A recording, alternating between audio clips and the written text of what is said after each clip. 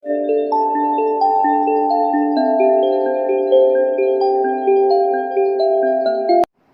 Morning વિદ્યાર્થી મિત્રો. Last લેક્ચરમાં આપણે પ્રક્ષિપ્ત ગતિ આધારિત દાખલાઓ જોયા હતા. આજે એક નવો કોન્સેપ્ટ છે પ્રક્ષિપ્ત ગતિનો જ, પણ ત્રાંસા સમતલ પર પ્રક્ષિપ્ત ગતિ થતી હોય તો એના માટે તમારે પ્રશ્ન કઈ રીતે સોલ્વ કરવા, તો એના માટે પ્રક્ષિપ્ત ગતિના સમીકરણો છે એ પણ બદલાઈ જતા હોય છે અને એને આધારિત તમારે છે પ્રશ્નો સોલ્વ કરવાના હોય છે. તો જો આપણે જોઈએ, સમજીએ બે વચ્ચેનો તફાવત શું છે. પહેલા એ મેન તફાવત છે એ બહાર કાઢી લઈએ અને ત્યાર પછી આને આધારિત છે દાખલાઓ ગણશું કે જેથી કરીને પ્રક્ષિપ્ત ગતિના જ્યારે આવા ત્રાંસા સમતલ પરના પ્રશ્ન આવે તો એ બાબતે તમારે ક્યારેય ચિંતા કરવાની રહે નહીં. બીજું કે આ કોન્સેપ્ટ છે તમારે બોર્ડમાં કંઈ ઉપયોગી નથી. જો કેટલા વિદ્યાર્થીઓએ ધારી લીધું હોય કે મારે માત્ર બોર્ડની તૈયારી કરવી છે તો એ આ કોન્સેપ્ટ નહીં કરે તો ચાલશે, પણ ઘણા વિદ્યાર્થીઓના સપના હોય છે કે મારે તો એન્જિનિયરિંગ કે મેડિકલની આ ઇન્સ્ટિટ્યૂટમાં જ મારે એડમિશન લેવું છે અને એના માટે સ્પર્ધાત્મક પરીક્ષાઓ જે આપણી છે એ મારે ક્રેક કરવી જ છે. તો એના માટે આ લેક્ચર છે ખૂબ જ ઇમ્પોર્ટન્ટ બની રહે છે, કેમ કે આને આધારિત પ્રશ્નો છે સ્પર્ધાત્મક પરીક્ષાઓમાં પૂછાતા હોય છે. તો ખાસ ધ્યાન આપજો. જો આપણને આવા એક ત્રાંસા સમતલ પર ગતિ કરતું પ્રક્ષિપ્ત ગતિ દર્શાવેલી છે તો પહેલું તો એટલું ધ્યાન આપો કે આ સમતલ છે, આ સમતલ સમસ્થિતિ સાથે આલ્ફા ખૂણો બનાવે છે અને આ ઇન્ક્લાઇન્ડ પેન છે એના ઉપર તમે કોઈ પદાર્થને v0 જેટલા પ્રારંભિક વેગથી બીટા ખૂણે પ્રક્ષિપ્ત કરો છો. તો જો સીધી સમતલ પરની ગતિ હતી ત્યાં આપણે પ્રક્ષિપ્ત કોણ થીટા લેતા હતા, પણ અહીંયા આપણે શું લીધું છે? બીટા. ઓકે, જો હવે ધ્યાન આપજો. અહીંયા શું કરવાનું, આવા પ્રશ્ન સમજવા માટે નોર્મલી આપણે આને x અક્ષ અને આને શિરોલંબ y અક્ષ તરીકે કન્સિડર કરતા હતા, પણ આવા પ્રશ્ન સોલ્વ કરવા માટે આપણે શું કરી શકીએ? એક્સિસ છે એને રોટેટ કરી શકીએ. તો હું આને ધારી લઉં x એક્સિસ, તો આને પરપેન્ડિક્યુલર એટલે કે લંબ બીજી એક એક્સિસ હશે એને શું કહેવાય? y એક્સિસ કહેવાય. ઓકે, આ x એક્સિસ ધારી તો આ y એક્સિસ થઈ ગઈ. તો જો x એક્સિસ ને આવી રીતે આમ રોટેટ કરીને બતાવો તો આ x અને y થઈ ગઈ. તો એમાં પદાર્થની કેવી ગતિ થઈ? તો કે આ પ્રકારની ગતિ થઈ કહેવાય. ઓકે, સમજવા માટે આને શું કર્યું? તમે આમ ઢાળી દીધું તો આ જ થઈ ગયું, અથવા તો અહીંથી આમ જુઓ તો આ કેવું લાગે? આના જેવું જ તે. ઓકે, તો આ xy સમતલ ઉપર તમને ઢાળી દીધું. હવે આ તમને જસ્ટ સમજાવવા માટે હતું કે આવી જ પ્રકારની પ્રક્ષિપ્ત ગતિ થાય, પણ ફરક એવો આવે કે સમસ્થિતિ સાથે આલ્ફા ખૂણો અને પ્રક્ષિપ્ત કોણ બીટા થઈ જાય. તો કે આમાં શું નવાઈ છે? પણ જોજો, ધ્યાન આપજો. જો આપણે આવી સિમ્પલ પ્રકારની ગતિ ધ્યાનમાં લઈએ જે મેન ઓરિજિનલ બોર્ડની થિયરી પ્રમાણે પ્રક્ષિપ્ત ગતિ ભણ્યા, તો જો અહીંયા આપણે પદાર્થને v0 જેટલા વેગથી થીટા કોણે પ્રક્ષિપ્ત કરતા હતા. આ કઈ છે? આપણી બોર્ડની થિયરી પ્રમાણે જે આપણે ઓલરેડી ભણી ગયા છીએ. ઓકે, થીટા કોણે ધ્યાનમાં લીધું હતું. હવે અહીંથી આપણી મહત્તમ ઊંચાઈ છે h મળતી હતી. મહત્તમ ઊંચાઈ h. પદાર્થ છે ઉપર તરફ જાય છે, પણ પદાર્થ પર ગુરુત્વ પ્રવેગ હંમેશા નીચે તરફ લાગતું હશે. તો આ પ્રકારની ગતિ માટે આપણે એવું કહેતા હતા કે તે નિયમિત સમસ્થિતિજ પ્રવેગ સાથે, એટલે a બરાબર 0 અને ay -g. આ પ્રકારની ગતિ માટે આપણે આ કન્સિડર કર્યું હતું. બીજું આ વેગ છે તો એના બે ઘટકો પાડ્યા હતા, x અક્ષની દિશામાંનો ઘટક અને y અક્ષની દિશામાંનો ઘટક, v0x અને v0y. અને એને આધારે આપણે ત્રણ સમીકરણો ધાર્યા હતા. એક તો કુલ ઉડ્ડયન સમય,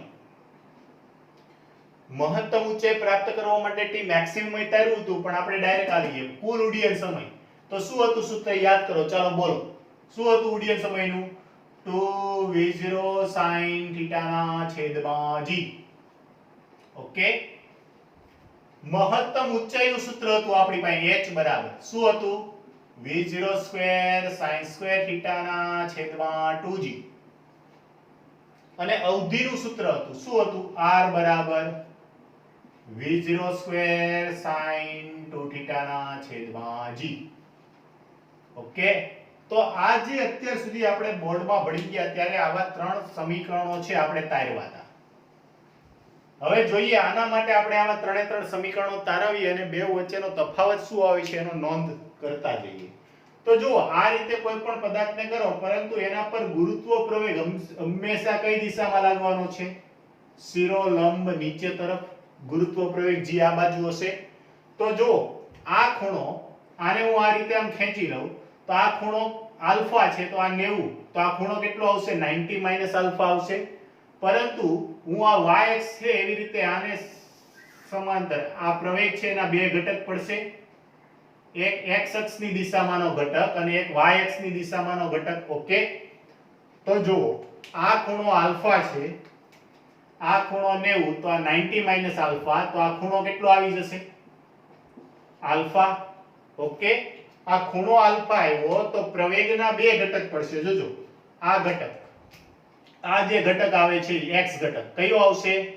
તો કે g cos આલ્ફા. તેવી રીતે એક આ x અક્ષની દિશામાંનો પ્રવેગ આવ્યો એ કયો આવશે? g sin alpha. સમજાય છે? તેવી રીતે તમે પ્રારંભિક વેગ v0 લીધો, એના પણ x અક્ષની દિશામાં અને y અક્ષની દિશામાંના ઘટક પાડો તો આ x અક્ષની દિશામાંનો ઘટક v0 નો શું આવશે? v0 cos beta. આ y અક્ષની દિશામાંનો ઘટક શું આવશે? v0 sin beta. ઓકે, તો આપણે મેઈન પહેલું કામ કરવાનું કે આ જે પ્રવેગ આપેલા છે અને વેગ બેવના ઘટકો પાડી દો. તો જુઓ આના માટે x અક્ષ પર વેગનો ઘટક શું આવ્યો? v0x બરાબર આમનો x ઘટક x અક્ષની દિશામાં તો શું આવ્યો?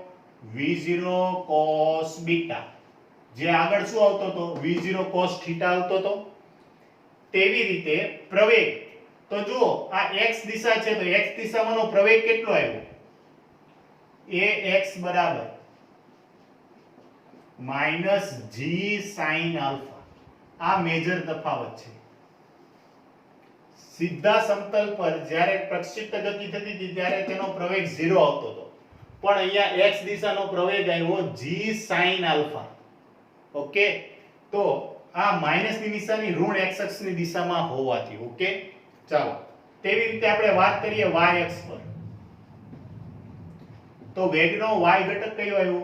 v0y બરાબર ઉપર તરફ છે ને પ્લસ જ લેવાનો, v0 sin બીટા. અને ગુરુત્વ પ્રવેગ આવ્યો નીચે તરફ, ay -g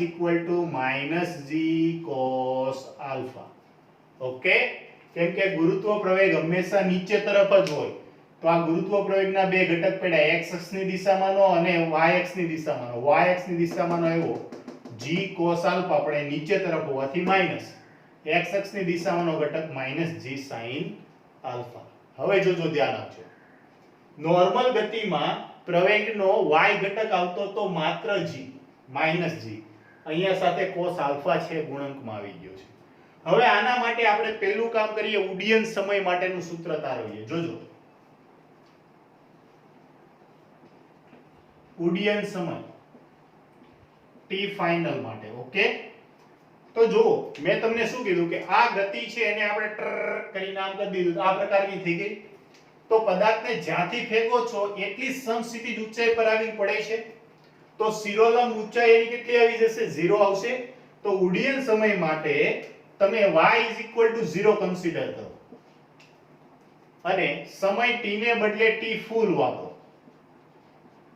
ઓકે, તો y દિશામાંની ગતિ માટેનું આપણી પાસે સમીકરણ છે y બરાબર v0yt પ્લસ હાફ ayt² માં આ બે વસ્તુ તમે ઉમેરી દો. y બરાબર 0 લ્યો અને સમયને બદલે t ફૂલ લ્યો. આ તો સમીકરણ y બરાબર v0yt plus half at². Okay, એમાં y બરાબર 0 લ્યો. ચાલો 0. v0y બરાબર કેટલા છે? v0 sin બીટા ઇન્ટુ સમયને બદલે t ફૂલ 1/2. કેમ માઈનસ લીધું? કેમ કે ay -g cos આલ્ફા છે, તો માઈનસ ની સંજ્ઞા બહાર કાઢી દો. ઓકે, અને t ને બદલે t ફૂલ. માઈનસ વાળું પદ સામેની બાજુ જાય તો પ્લસ થશે. શું થઈ જશે g cos alpha into tf² ના છેદમાં 2 બરાબર v0 sin beta into tf t full એકવાર કેન્સલ t full ને સૂત્રનો વત્તા બનાવો t full ને તો t full બરાબર શું આવશે 2v0 sin બીટા ના છેદમાં g cos alpha. ઓકે, તો આ શું આવી ગયું કુલ ઉડ્ડયન સમયનું સૂત્ર આવ્યું 2v0 sin બીટા ના છેદમાં g cos alpha.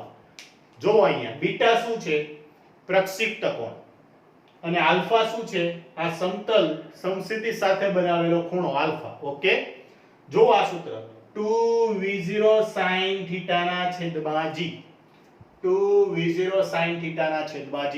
θ શું છે પ્રક્ષિપ્ત કોણ, બીટા શું છે પ્રક્ષિપ્ત કોણ. તો માત્ર g ને બદલે g નો y ઘટક આવ્યો, g ને બદલે g નો y ઘટક g cos alpha. કેમ કે આ સમીકરણમાં આપણે ay યુઝ કર્યું હતું. ઓકે, સમજાણું? સિમ્પલ, બે એક જ છે, માત્ર ગુરુત્વ પ્રવેગનો y ઘટક છેદમાં આવશે. ચાલો કુલ ઊંચાઈ h માટે લઈએ. જોજો, ધ્યાન આપજો. મહત્તમ ઊંચાઈ કેપિટલ H માટે. ઓકે, તો આના માટે આપણે આવી રીતે લખી શકીએ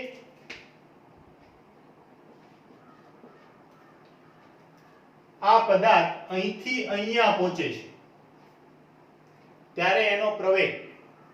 તો જો મહત્તમ ઊંચાઈ h માટે vy² minus v0y² is equal to 2g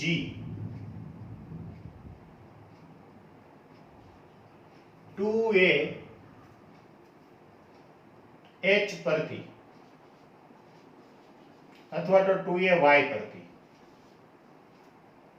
શું લીધું આપણે vy² minus v0y² is equal to 2a y પરથી y is equal to શું મૂકો y equal to h. Okay, જો y બરાબર આપણે શું મૂક્યું h અને પદાર્થ મહત્તમ ઊંચાઈ વાળા બિંદુએ આવે, મહત્તમ ઊંચાઈ વાળા બિંદુએ આવે ત્યારે વેગનો y ઘટક કેટલો આવી જશે 0. તો આમાં બીજું સાથે શું મૂકી દો vy is equal to 0. આ બે વેલ્યુ છે, આમાં પુટ કરી દો. આની માહિતી છે અહીંયા લખું છું. જોવો તો શું આવશે 0 minus v0y² is equal to 2ay 2ay into 2ax, x ને બદલે 2a y into y. તો પ્રવેગનો y ઘટક માઈનસ, ચાલો પ્રવેગનો y ઘટક into h મૂકો આમાં v0y ની કિંમત કેટલી v0 sin બીટા નો square is equal to 2 ay is equal to minus g cos alpha into h. અહીંયા માઈનસ તો હતા તે માઈનસ પ્લસ થઈ જશે. તમારે h મેળવવું છે, h ને સૂત્રનો વત્તા બનાવી દો. h બરાબર v0² sin² બીટા ના છેદમાં 2g cos alpha. આ છે તમને પ્રવેગનું સૂત્ર મળી ગયું. ઓકે, સોરી, મહત્તમ ઊંચાઈનું સૂત્ર મળી ગયું. મહત્તમ h બરાબર v0² sin² બીટા ના છેદમાં 2g cos alpha. એના બદલે જો આને આમી રીતે પણ લખી શકાય v0 sin beta, v0 sin beta એટલે v0y, તો v0y² upon 2ay. મહત્તમ ઊંચાઈને આ રીતે પણ તમે યાદ રાખી શકો. ચાલો જૂની ગતિ સાથે સરખાવીએ તો h બરાબર v0² sin² θ, θ પ્રક્ષિપ્ત કોણ, અહીંયા બીટા પ્રક્ષિપ્ત કોણ ના છેદમાં 2 વેગનો કયો ઘટક y ઘટક, સોરી પ્રવેગનો y ઘટક g cos alpha. ઓકે, તો આ મળી ગયું તમને મહત્તમ ઊંચાઈનું સૂત્ર. આગળ વધીએ અવધિ માટે. અવધિ માટે x અક્ષનું સમીકરણ લેવાનું x બરાબર v0 xt plus half ax t square માં અવધિ ક્યારે મળે તો કે પદાર્થ અહીંથી અહીંયા પહોંચે તો આમાં તમે શું કરો x બરાબર r મૂકો અને સમય t ને બદલે t ફૂલ મૂકતા ચાલો x ને બદલે r મૂકો r બરાબર v0x is equal to v0 cos beta into સમય t ને બદલે t ફૂલ અને t ફૂલ નું સૂત્ર છે બેઠું જ મૂકી દઈએ આપણે 2v0 sin બીટા ના છેદમાં g cos આલ્ફા સમજાણું જો આ v0 નું v0 cos બીટા અને t ને બદલે t ફૂલ આખું સમીકરણ gx કેવું છે માઈનસ છે તો માઈનસ 1/2 gx ને બદલે શું છે g sin alpha into t ફૂલ નો સ્ક્વેર t ફૂલ બરાબર ફરી પાછું 2v0 sin બીટા ના છેદમાં g cos આલ્ફા સ્ક્વેર આ કોની કિંમત છે t ફૂલ ની ઓકે તો જો આને ગુણાકાર કરો શું આવશે અવધિ r બરાબર 2v0 square sin beta into cos beta ના છેદમાં g cos આલ્ફા માઈનસ 1/2 આ g સ્ક્વેર માંથી એક g કેન્સલ આઉટ થઈ જશે તો શું વધશે આ 2 સ્ક્વેર માંથી એક 2 કેન્સલ આઉટ થઈ ગયું તો અહીંયા શું વધશે 2 નો વર્ગ 4 થશે એમાંથી 2 તો કે 2 v0 square sin alpha into sin square beta ના છેદમાં cos alpha okay g cos alpha થશે અને આના બરાબર તમે tan બનાવી શકો પણ હું કહું છું કે તમારે આ સૂત્ર યાદ રાખવાનું નથી નહીં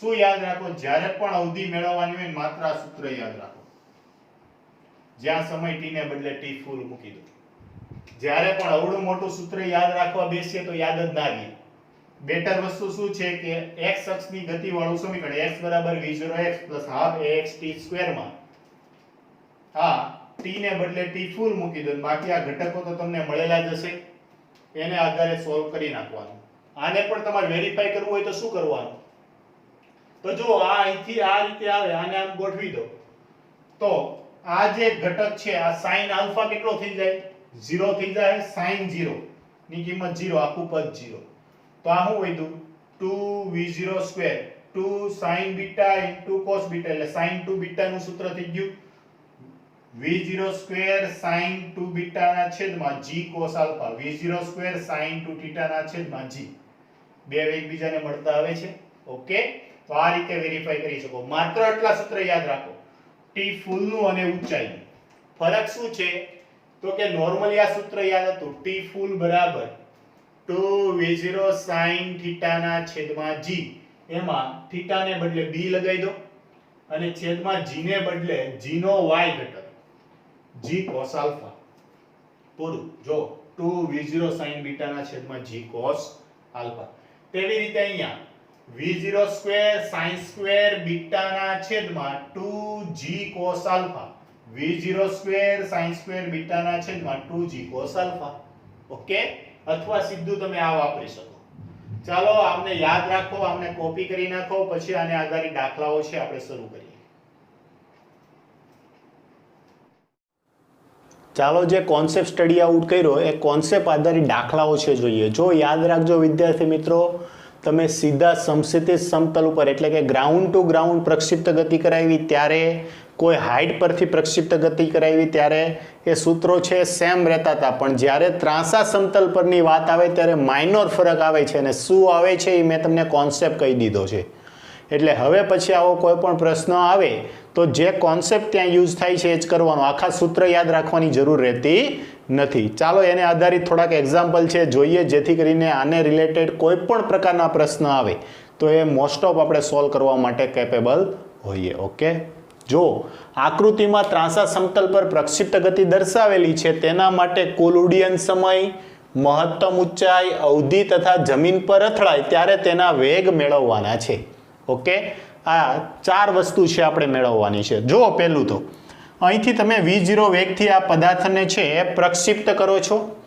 ઓકે, આ ખૂણો છે 37 ડિગ્રી આપેલો છે, તો એનો પ્રારંભિક વેગ કેટલો આપેલો છે? 1 જ મિનિટ, 100 મીટર પર સેકન્ડ આપી દીધો છે. કેટલા વેગ સાથે આમને પ્રક્ષિપ્ત કરો છો? v0 બરાબર 100 મીટર પર સેકન્ડ, આટલાના પ્રારંભિક વેગ સાથે આમને આપણે પ્રક્ષિપ્ત કરીએ છીએ. ઓકે, પહેલું કામ એ કરો કે આ v0 છે એના 2 ઘટક પાડી દો. તો એક x અક્ષની દિશામાંનો ઘટક v0x બરાબર v0 cos 37, આ ખૂણો તમારો શું થઈ ગયો? આલ્ફા, અને આ ખૂણો તમારો શું થઈ ગયો? બીટા. ઓકે, પ્રક્ષિપ્ત કોણ બીટા. તો આને તમે આમ પણ લખી શકો v0 cos બીટા બરાબર v0 cos 37. v0 ની કિંમત કેટલી છે? 100. cos 37 એટલે પાસેની બાજુના છેદમાં કર્ણ એટલે 4/5. ઓકે, પેલું જે ટ્રાયંગલ યાદ આવે તો તમને, તો કેટલા ભાગ ચાલશે? 2 થી. તેથી આ ગતિ કેટલી આવી? તો કે 80 મીટર પર સેકન્ડ. v0x તમને મળી ગયું. તેવી રીતે v0y મેળવી લો. v0y is equal two v0 sin beta બરાબર, સીધું જ લખું છું, જો v0 sin 37. v0 ની કિંમત કેટલી? તો કે 100. sin 37 સામેની બાજુના છેદમાં કર્ણ 3/5. તો v0y આપણને કેટલું મળશે? 60 મીટર પર સેકન્ડ. બીજું કામ એ કરો કે એના ગુરુત્વ પ્રવેગના ઘટક પાડી લો. તો જો ગુરુત્વ પ્રવેગ નીચે, તો એક છે એ આપણને એક આ રીતે આ y અક્ષની દિશામાંનો ઘટક મળશે અને એક x અક્ષની દિશામાંનો ઘટક મળશે. આ ખૂણો 37 ડિગ્રી હોવાથી આ 37, તો આ ઘટક આને આલ્ફા જ લઈએ અત્યારે, પછી આપણે 37માં કન્સિડર કરશું, એટલે જેથી તમને એકની એક રીતે કરીએ તો વધારે ખ્યાલ આવે. તો જો આ ખૂણો 37 આવેલો હોવાથી ax ઘટક, x અક્ષની દિશામાંનો ઘટક કયો આવશે? તો કે g. નોર્મલી તો માઇનસ કન્સિડર કરવાનું હોય, ચાલો એ જ કરીએ. ઋણ x અક્ષની દિશામાં માઇનસ g sin બીટા બરાબર માઇનસ g બરાબર કેટલા લેવાના છે? 10. -10 ગુણ્યા sin 37. sin 37 ની કિંમત કેટલી? તો કે sin 37 એટલે સામેની બાજુના છેદમાં કર્ણ, સામેની બાજુ 3/5. -10 ગુણ્યા 3/5 2, એટલે આ કેટલો આવ્યો? x ઘટક -6 મીટર પર સેકન્ડ સ્ક્વેર. પ્રવેગનો x ઘટક મળી ગયો. તેવી રીતે પ્રવેગનો y ઘટક ay ઇઝ ઇક્વલ ટુ નીચે તરફ છે -g cos બીટા બરાબર -10 ગુણ્યા cos 37. cos 37 ની કિંમત કેટલી થશે? તો કે 4/5 2, એટલે -8 મીટર પર સેકન્ડ સ્ક્વેર. આ ay મળી ગયું. ઓકે, ચાલો હવે આપણે જે મેળવવાનું છે એનું પહેલું તમારે શું મેળવવું છે? ટી ફૂલ માટે નોર્મલ સૂત્ર શું હતું? તો કે 2v0 sin થીટા, થીટાને બદલે બીટા અપોન g ને બદલે ગુરુત્વ પ્રવેગનો y ઘટક કયો છે આપણી પાસે? ay છે. ઓકે, તો g અને ay બરાબર કયું આવશે આપણી પાસે? g cos બીટા, સોરી માફ કરજો, cos આલ્ફા. આ ઘટક આલ્ફા આવશે હો ને, આલ્ફા છે. g cos alpha. ઓકે, ચાલો કિંમત મૂકો 2.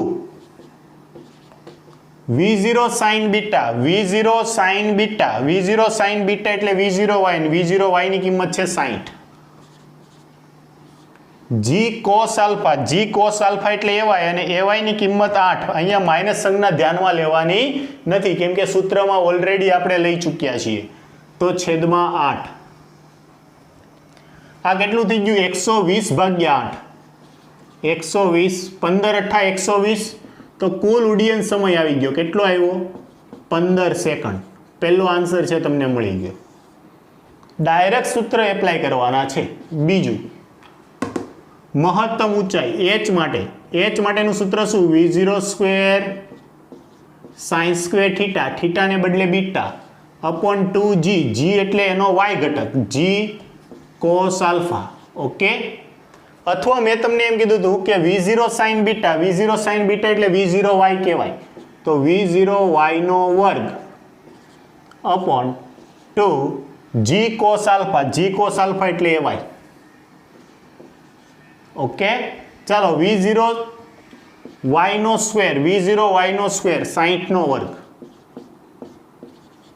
ના છેદમાં 2 ગુણ્યા ay કેટલા છે? 8. મહત્તમ ઊંચાઈ h, આનું 60 નો વર્ગ 3600 ભાગ્યા 16. આને તમે સોલ્વ કરશો એટલે તમને મહત્તમ ઊંચાઈ મળશે 225 મીટર. કેટલી આવી જશે? 225 મીટર. આ તમારો બીજો આન્સર મળી ગયો. પછી આપણે જોઈએ છીએ અવધિ r. તો અવધિ r માટે મેં તમને શું કીધું હતું? સૂત્ર યાદ ના રાખો, પણ અવધિ r બરાબર x અક્ષનું સમીકરણ, તો કે v0xt minus half gx square અથવા તો ax સ્ક્વેર t ફૂલ સ્ક્વેર. કેમ માઇનસ કરી નાખ્યું? તો કે પ્રવેગનો y ઘટક, x ઘટક ax લઈ લો. ઓકે, ચાલો v0x ની કિંમત આપણી પાસે છે, કેટલી છે? 80. t ફૂલ આપણને મળી ગયું 15 -1/2. પ્રવેગનો x ઘટક કેટલો છે? 6. અને t ફૂલ ફરી પાછું આપણી પાસે કેટલું છે? 15. આ 3 15 તેરી 45. આમનું તમે સાદુરૂપ આપશો, સોરી t ફૂલ સ્ક્વેર છે ને, તો 15 નો વર્ગ 225 ગુણ્યા 3 કરશો એટલે 675. અને 15 × 120 એટલે આ 1200. આ બેવની બાદબાકી કરશો એટલે જવાબ આવશે 525 મીટર. આ તમને અવધિ મળી ગઈ. હવે શું મેળવવાનું રહ્યું? વેગના જમીન સાથે અથડાય ત્યારે. તો જો આ રીતે પ્રક્ષિપ્ત ગતિ કરતો આવતો હોય તો અહીંથી આ રીતે આમ નીકળી જશે, તો આ વેગ આવ્યો, તો આ વેગના બે ઘટક પડશે. એક x અક્ષની દિશામાંનો ઘટક અને બીજો આ શિરોલંબ ઘટક આને. ઓકે, તો જો x ઘટક અને y ઘટક માટે શું કરો? તો સીધા સૂત્ર ધ્યાન આપજો, આમાં સીધું જ નહીં લેવાય કે v0x હતો એ જ vx લેવાય એવું નહીં. તો એના માટે શું કરો? જો તો કે v બરાબર v0 પ્લસ at. ઓકે, તો vx બરાબર v0x પ્લસ axt. v0 કેટલું છે? v0x છે 80. અહીંયા માઇનસની સંજ્ઞા ઉપયોગ કરવી પડશે. ax બરાબર કેટલા છે? -6. અને t ને બદલે t ફૂલ કેટલું છે? 15. 15 છક 90 માંથી 80 જાય -10 મીટર પર સેકન્ડ. આ વેગનો x ઘટક મળી ગયો. તેવી રીતે વેગનો y ઘટક vy = v0y પ્લસ ayt ફૂલ. ઓકે, સિમ્પલ સૂત્ર જ તે. v0y કેટલા છે? 60. આમાં પણ માઇનસ ay = કેટલા છે? 8. અને t ફૂલ કેટલા છે? 15. 15 × 120 માંથી 60 જાય -60 મીટર પર સેકન્ડ. આ ay મળી ગયો. અને હવે ax અને ay હોય તો પરિણામી વેગ જે જમીન સાથે અથડાય ત્યારે v બરાબર √ax² પ્લસ ay². 10 નો વર્ગ 100 વત્તા 60 નો વર્ગ 3600 એટલે 3700. અને 3700 નું વર્ગમૂળ કાઢશો એટલે તમારો જવાબ આવશે 60.18. કેટલો આવશે? 83 મીટર પર સેકન્ડ. 60.83. આ તમારો ફાઇનલ આન્સર આવી ગયો. સિમ્પલ જ છે. શું કરો? કોઈ પણ આપી દે આવા ઇન્ક્લાઇન પ્લેન વાળા વેગના અને પ્રવેગના XY ઘટકો કાઢી નાખો. સિમ્પલ આ સૂત્રો છે એ પ્રમાણે ફોર્મ્યુલા છે આપણે નોર્મલ પ્રક્ષિપ્ત ગતિ માટે યુઝ કરતા હતા, સેમ મેથડથી અહીંયા યુઝ કરી અને સોલ્વ કરી નાખવાના છે. ઓકે, આવડશે? હજુ કહું છું રેન્જનું સૂત્ર યાદ ના રાખો, માત્ર શું એક્સ અક્ષની ગતિવાળું, તો x બરાબર v0xt plus half axt square પરથી એમાં તમે માઇનસની સંજ્ઞા સાથે મૂકી દો આખું. અહીંયા તમે માઇનસ લીધું, પણ આ કેવું હતું કે પ્રક્ષિપ્ત ગતિ આપણે અહીંથી આમ કરાવીએ છીએ. જો એના કરતાં આમ ઉતરતા સમતલ માટે કરાવતા હોત ને, સમતલ ઉતરતું એટલે કે આ પ્રક્ષિપ્ત કોણ છે એને બદલે અહીંથી આમ સમતલ હોત તો એના માટે આન્સર છે આપણો આખો બદલાઈ જશે. જોજો, ધ્યાન આપજો. તમે ગતિ અહીંથી આમ કરાવો છો ત્યારે આ માઇનસના બદલે અહીંયા પ્લસ આવશે, બસ માત્ર એટલો ફરક છે. હમણાં આપણે હું તમને એક્ઝામ્પલ દ્વારા સમજાવું કે શું નોર્મલ ફરક આવે છે. જો આ તમને કમ્પ્લીટ કોન્સેપ્ટ ક્લિયર હોય તો આ એક દાખલો તમારા માટે હોમવર્કમાં આપું છું. સેમ દાખલો, સેમ કોન્સેપ્ટ. અહીંયા 37 ડિગ્રીનો ખૂણો 37 ડિગ્રી, માત્ર બીટા બદલાય છે. 37 ને બદલે 45 ડિગ્રી અને પ્રારંભિક વેગ આપેલો છે 10√2. આના માટે તમારે અવધિ, મહત્તમ ઊંચાઈ અને કુલ ઉડ્ડયન સમય છે મેળવવાના છે. જાતે સોલ્વ કરવાનો છે. 100% તમારો એફોર્ટ છે આમાં લગાવવાનો છે. જસ્ટ કોન્સેપ્ટ છે, કોન્સેપ્ટ યાદ રાખો, બાકી બધું તો સિમ્પલ છે. ઓકે, સૂત્રો યાદ રાખવા જશો નહીં રે, નો રાખો યાદ. હું કહું છું 2v0 sin થીટાના છેદમાં g ને બદલે cos બીટા અને પ્રક્ષિપ્ત કોણ થીટાને બદલે બીટા. આ રીતે કોન્સેપ્ટ આગળ વધો અને આ સોલ્વ કરજો. ચાલો આ સોલ્વ કરો, લખો, એટલું નોટ ડાઉન કરો. આગળ આના આધારિત કોન્સેપ્ટ છે જોઈએ. ચાલો આગળ વધીએ. કોન્સેપ્ટમાં નાનકડો એવો બદલાવ, પણ આમ જોવા જાવ તો મેજર ફરક છે. જો અત્યાર સુધી આપણે શું કરતા હતા, પદાર્થને અહીંથી આમ પ્રક્ષિપ્ત કરાવતા હતા, જ્યારે પદાર્થને હવે આ ખૂણેથી પ્રક્ષિપ્ત કરાવશું. હવે અહીંથી પ્રક્ષિપ્ત કરાવીએ તો જે દિશામાં પદાર્થ ગતિ કરે એ દિશાને આપણે x ધારી લીધી, એને શિરોલંબ દિશા y ધારી લીધી. જોજો આનાથી ફાયદો શું થશે એને હું હમણાં તમને એક નાનકડો એવું સમજાવું છું. તો આ જો v0 જેટલા પ્રારંભિક વેગથી 53 ડિગ્રીના ખૂણે પ્રક્ષિપ્ત કરવામાં આવે છે અને આ જે ઇન્ક્લાઇન્ડ પ્લેન છે એટલે કે જે આ તિર્યક એંગલ છે 37 ડિગ્રી આપેલો છે. પહેલું કામ કરો, વેગ અને પ્રવેગના ઘટકો પાડી દો. તો જો વેગનો ઘટક, આ ઘટક છે એ x આવશે, v0x. આ ઘટક છે એ v0y આવશે. ઓકે, તો એના માટે જો v0x is equal two v0, આ લઉં છું v0 cos 53 degree. Okay, v0 cos 53 degree, v0 ની કિંમત કેટલી આપેલી છે 50. cos 53, cos 53 એટલે મોટી બાજુ સામેનો ખૂણો મોટો હોય તો cos 53 માટે 3/5 એટલે 30 મીટર પર સેકન્ડ. ના સમજાય તો જુઓ, આ એક આવી રીતે ટ્રાયંગલ છે, વિચારી લો. આ ખૂણો ધારો કે 53 ડિગ્રી છે તો સામેની બાજુ પણ મોટી હોય, પાસેની બાજુ નાની હોય અને કર્ણ 5 હોય. ઓકે, તો 53 ડિગ્રી માટે આપણને cos કીધું છે તો પાસેની બાજુ 3, કર્ણ 5, 3/5 30 મીટર પર સેકન્ડ. તેવી રીતે v0y, v0y is equal two v0 sin 53 degree. Okay, 50 ગુણ્યા sin 53 4/5 બરાબર 40 મીટર પર સેકન્ડ. ઓકે, ચાલો આગળ વધીએ. આ પ્રવેગ છે તો જો પ્રવેગ નીચે તરફ હોય, આ ખૂણો 37 હોવાથી આ શું આવશે g cos આલ્ફા અને આ g sin આલ્ફા. ઓકે, તો v0x is equal two g sin alpha. g કેટલા લેવાનું કીધા છે 10 ઇન્ટુ સાઇન 37 ડિગ્રી. સાઇન 37 એટલે આ ખૂણો 37 ડિગ્રી થઈ ગયો. સાઇન એટલે સામેની બાજુ ના છેદમાં કર્ણ 3/5 2 એટલે 6 મીટર પર સેકન્ડ સ્ક્વેર. સોરી, માફ કરજો, પ્રવેગ છે હો ને, x.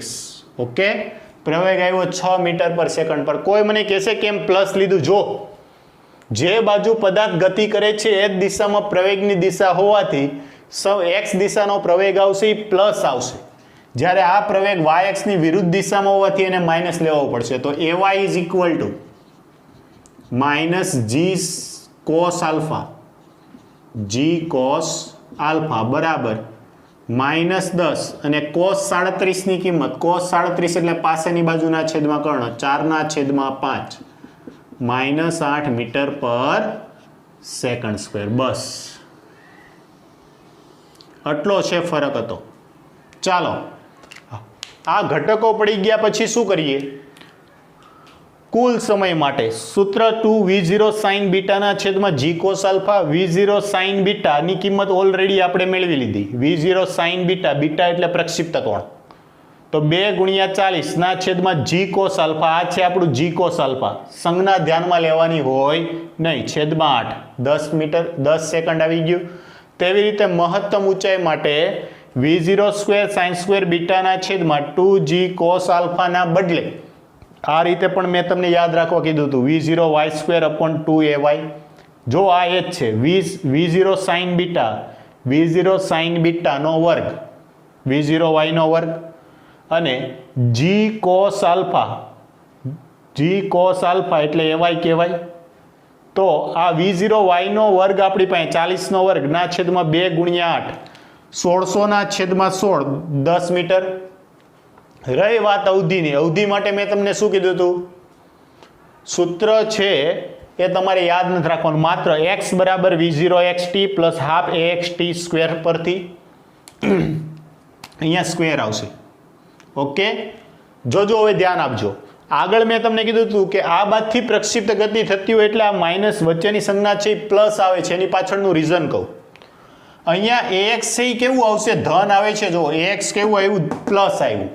તેથી આપણે કોઈ ચિંતા નથી. જ્યારે આ ગતિમાં કેવું આવે છે તો કે ax છે આ બાજુ આવે, ગુરુત્વ પ્રવેગનો x ઘટક ઋણ આવે, તેથી અહીંયા માઇનસની સંજ્ઞા આવે. જ્યારે આ બાજુથી ગતિ થતી હોય ત્યારે અહીંયા કેવી સંજ્ઞા આવશે?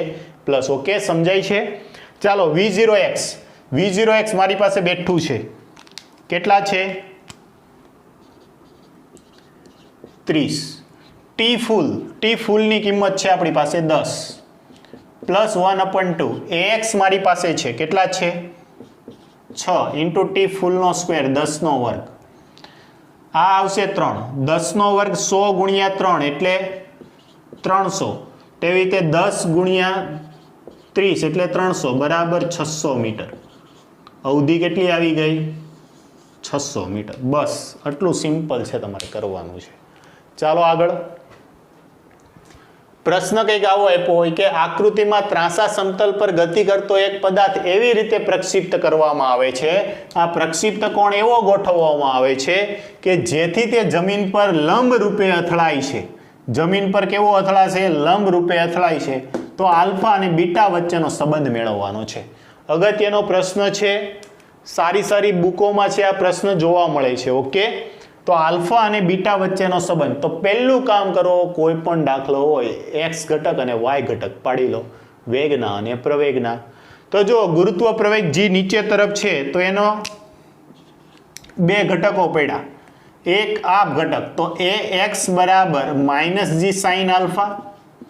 તેવી રીતે ay ઇઝ ઇક્વલ ટુ આ પ્રવેગનો y ઘટક -g cos આલ્ફા. બસ આમાં બીજું કંઈ કરવાનું નથી રહેતું. તેવી રીતે v0 છે, આ ખૂણો બીટા છે તો એક x ઘટક, તો v0x is equal two v0 cos beta અને એક શિરોલંબ ઘટક v0y is equal two v0 sin beta. તમારું કામ થઈ ગયું. ઓકે, ઘટકો પાડી દીધા. હવે શું કીધું છે તો કે એ સપાટીને જમીન સાથે લંબ રૂપે અથડાય. લંબ રૂપે અથડાય તો આ ખૂણો 90 ડિગ્રી આવ્યો. તો જુઓ, કોઈ પદાર્થનો વેગ આ બાજુ આવે છે, એનો મતલબ શું થયો તો કે આ વેગનો x ઘટક આવશે એ કેટલો આવશે? 0 આવશે. તો વેગનો x ઘટક 0 લેતા વેગનું સમીકરણ vx બરાબર v0x પ્લસ axt પરથી. ઓકે, સમય છે આખું કુલ ઉડ્ડયન સમય પાર કરીને આવ્યો હશે એટલે અહીંયા t ફૂલ. આ તો 0 જ છે. v0x is equal two v0 cos beta. ax equal to -g sin alpha. અને ટી ફૂલની સૂત્ર છે આપણે જાણીએ છીએ. ટી ફૂલનું સૂત્ર એ સીધું ટી ફૂલનું સૂત્ર મૂક્યું 2v0 sin બીટાના છેદમાં g cos alpha. g cancel out થઈ ગયું. સાઇનના છેદમાં cos એટલે tan થાય. સાઇનના છેદમાં કોસ એટલે શું થઈ જશે tan આલ્ફા અને 2v0 sin બીટા આખું માઇનસ પદ સામેની બાજુ આવે તો plus 2v0 sin beta into tan alpha બરાબર g cos beta v0 cancel out. આ sin બીટા ગુણાકારમાં સામે આવે તો ભાગાકારમાં તો cos બીટાના છેદમાં sin બીટા એટલે cot બીટા. તો જો 2 tan alpha is equal two cot beta આપણને સાબિતી મળી. શું આવશે? આલ્ફા અને બીટા વચ્ચેનો સંબંધ 2 tan alpha is equal two cot beta. આ છે, યાદ રાખજો. ક્યારેક આવો પ્રશ્ન આવે MCQ પૂછાઈ જાય તો સીધો જ આ રિલેશનથી તમે સોલ્વ કરી શકો. ઓકે, તો આમને નોટ ડાઉન કરો. આ બધા દાખલાની વ્યવસ્થિત સારી એવી રીતે છે, તમે પ્રેક્ટિસ કરજો. બીજું કે પ્રક્ષિપ્ત ગતિ આધારિત એક દાખલો છે, હું તમને હોમવર્કમાં આપું છું. એ દાખલો છે ધ્યાનથી સમજી અને સોલ્વ કરવાનો છે. 100% તમારા એફર્ટ છે લગાવવાના છે. તેમ છતાં સોલ્વ ન થાય તો મને કહેજો, હું તમને સોલ્યુશન મોકલી દઈશ. નોટ ડાઉન કરો. ચાલો જો ધ્યાન આપો. એક્ઝામ્પલ કંઈક આવો છે. A, B અને C ત્રણેય પદાર્થને v0 જેટલા પ્રારંભિક વેગથી એક સમાન ઊંચાઈએ આકૃતિમાં દર્શાવ્યા પ્રમાણે પ્રક્ષિપ્ત કરવામાં આવે છે. તો પહેલું ઉડ્ડયન સમયે ઉતરતા ક્રમમાં ગોઠવો અને ત્રણેય પદાર્થોની અંતિમ ઝડપને છે તમારે સરખાવવાની છે. જો કોઈ એક જ બિંદુથી ત્રણ પદાર્થોને v0 જેટલા સમાન વેગથી પણ અલગ અલગ, એકને એ પદાર્થને સમક્ષિતિજ, બીજાને સમક્ષિતિજ સાથે 30 ડિગ્રી ઉધ્વ દિશામાં અને C પદાર્થને સમક્ષિતિજ સાથે 30 ડિગ્રી અધો દિશામાં. જો આ ના સમજાય તો અહીંયા ત્રણ મેં અલગ અલગ આકૃતિઓ તો દર્શાવેલી છે. જો પદાર્થ A, B અને C ને ત્રણેયને એક સાથે પ્રક્ષિપ્ત કરવામાં આવે છે. એક સમાન ઊંચાઈવાળું બિંદુ છે. ઓકે, તો હવે તમારે શું કરવાનું છે? તો કે પહેલું તો ઉડ્ડયન સમય એટલે કે અહીંથી નીચે પડવા માટેનો કુલ સમય છે એ કરવાનો છે. તો સ્વાભાવિક વાત છે કે આ પદાર્થને તમે ડાયરેક્ટ નીચે ફેંકો છો તો આનો સમય કેવો આવશે? ઓછો આવશે. આમને તો કે આવી રીતે જઈ અને આવશે તો આનો સમય થોડોક વધારે આવશે. જ્યારે આનો સમય છે સૌથી વધારે આવશે. તો એને ઉતરતા ક્રમમાં એટલે પહેલાં મોટી વેલ્યુ, પછી નાની, પછી એનાથી નાની. તો એ પ્રશ્ન થઈ ગયો સોલ્વ. પણ પછી કીધું છે અંતિમ ઝડપ. અંતિમ એટલે કે જ્યારે ત્રણેય પદાર્થો ગ્રાઉન્ડને હિટ કરશે, અહીંયા ગ્રાઉન્ડને શું કરશે? હિટ કરશે. આ સમયે તેની ઝડપ મેળવવાની છે. જો આવા દાખલાઓ છે આપણે કાલના લેક્ચરમાં ભણી ચૂક્યા છીએ કે કોઈ પદાર્થ હોય તો અહીંયા એની ઝડપ છે v મેળવવી છે. તો શું કરવાનું? તો એનો v0x ઘટક મેળવવાનો અને v0y ઘટક મેળવવાનો. તેવી રીતે આનો v0x ઘટક અહીંથી આ રીતે વેગ આવતો હોય તો એનો પણ v0x અને v0y ઘટક મેળવવાનો. તેવી રીતે આમનો પણ. ત્રણેયના તમારે શું કરવાનું છે? સોરી, માફ કરજો, vx અને vy ઘટકો મેળવવાના. ત્યારે તમને પરિણામી વેગ છે y મળશે. ઓકે, તો vx ઘટક કઈ રીતે મેળવવો? તો જો આપણે એમ કીધું હતું પ્રક્ષિપ્ત પદાર્થ નિયમિત સમક્ષિતિજ વેગ સાથે ગતિ કરે તો અહીંયા એનો સમક્ષિતિજ વેગ જેટલો હશે ને એટલો જ અહીંયા હશે. તો એ માટે સમક્ષિતિજ વેગ કેટલો આવશે? તો કે v0 જેટલા વેગથી ફેંકે છે તો કે v0x બરાબર v0, ઓકે, બે વેગ સરખા જ આવશે, બરાબર vx. બીજા માટે જો b ની વાત કરીએ તો b માટે સમક્ષિતિજ વેગ કેટલો આવશે? તો કે b માટે સમક્ષિતિજ વેગ આવશે v0x બરાબર v0 cos 30 અને આ જ v0x બરાબર vx થઈ જશે. ઓકે, આ જે સમક્ષિતિજ વેગ b નો આવે એ જ અહીંયા હશે. નોટ ડાઉન કરો. તેવી રીતે c નો સમક્ષિતિજ વેગ જેટલો આવશે એટલો જ અહીંયા હશે. તો કે v0x બરાબર v0 cos 30, તેથી v0x બરાબર vx. રહી વાત y ઘટકની, તો જો એનો y ઘટક 0 કેમ કે સમક્ષિતિજ સાથે ફેંકું છે તો v0y બરાબર 0. b છે, b નો y ઘટક ઉપર તરફ આવશે v0y, તો v0y બરાબર v0 sin 30.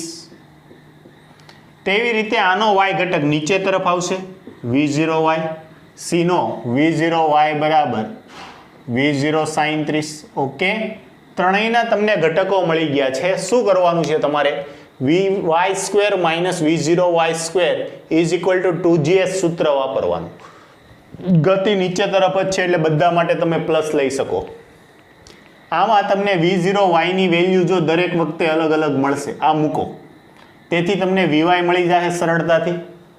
જેવું તમને વીવાય મળે એટલે વીએક્સ તો તમારી પાસે છે જ, તે વીવાય અને વીએક્સ છે, અંતિમ વેગ વી મળી જશે.